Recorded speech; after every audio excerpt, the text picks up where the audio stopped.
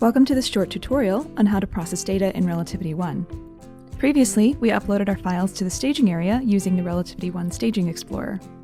Once we're logged into R1, I'll open my tutorials workspace.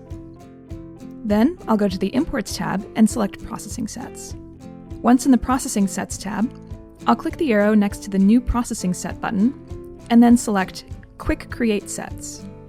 Quick Create Sets will guide us through the import, creating the custodians for us based on how the folders were named.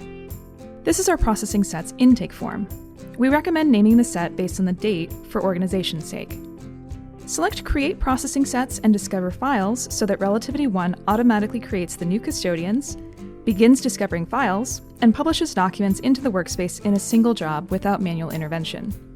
We recommend creating a processing set per data source to help with organization and management of the data sources down the line.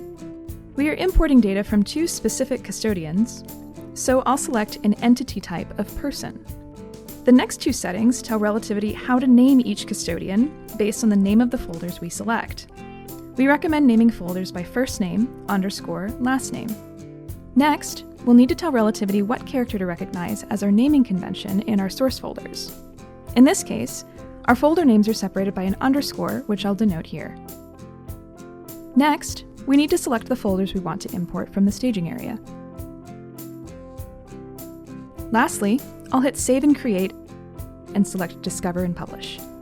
From here, Relativity will look at the two folders I selected, create the custodians, and import the files into our workspace. In the next tutorial, we'll cover search indexes for our data.